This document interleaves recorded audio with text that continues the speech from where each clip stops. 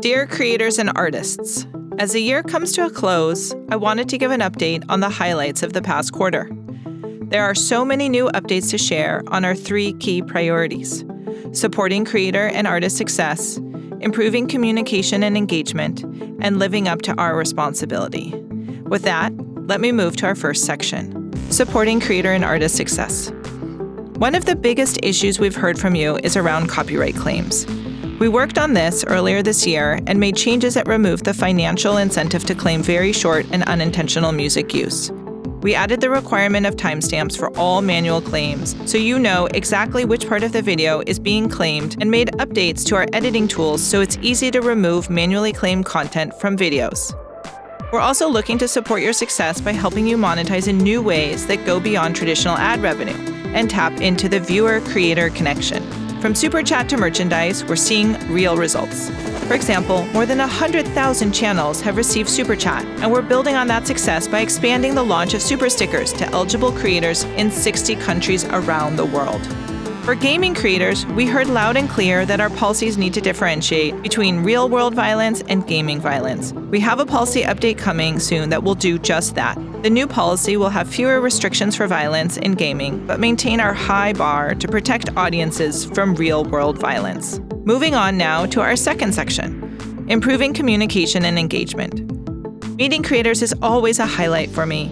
And this past quarter, I sat down with Elfie Days and celebrated the 10-year anniversary of his first YouTube video. I also spoke with Wampa and Emma Chamberlain and took some tough questions from MatPat of The Game Theorist at YouTube's first ever Gaming Creator Summit. I also met with a group of creators in Europe, including Patricia Bright, PewDiePie, Jacksepticeye, Sally Svelte, Visual Politic, Mr. Bruff, and Jessica Kellgren-Fozard. And to help creators have a better understanding of our guidelines, we're working to expand our self-certification pilot to hundreds of thousands of YouTube Partner Program creators next year. This program lets creators self-report how their video complies with the ad policies. It's a self-reinforcing process. The more accurate you are in your self-reporting, the more our system trusts you. Not only does self-certification give creators more control, it also gives specific feedback about why a video might have monetization issues. I wanted to mention that we also want to support creator well-being. Many creators have shared stories about burnout and said they feel they can't take a break from posting even when they need one. So I asked the product team at YouTube to look into what happens when creators take a break, and they found good news. On average, channels had equal or more views when they returned than when they had right before they left. So if you need to take some time off, your fans will understand. After all, they tune into your channel because of you. Moving on now to living up to our responsibility. My number one priority is to balance our responsibility with freedom of expression. Sometimes people wonder why policy changes don't happen overnight.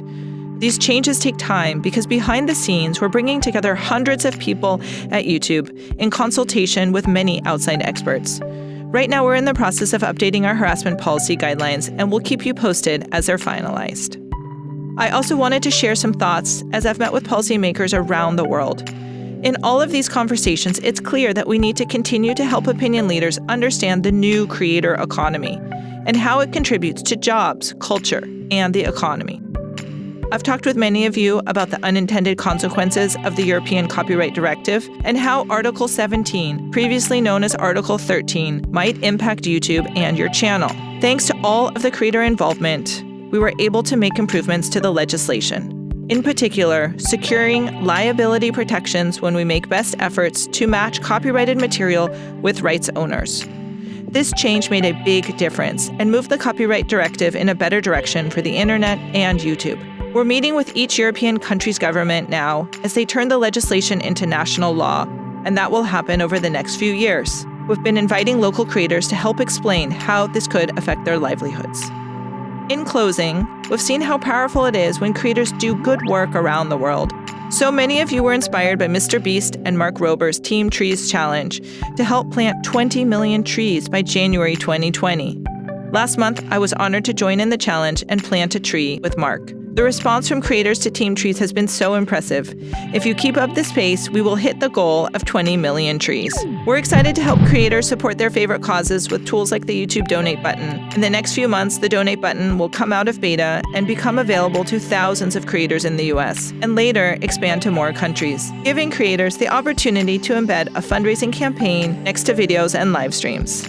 It's so inspiring to see all of your great work, so keep it up. Until next time.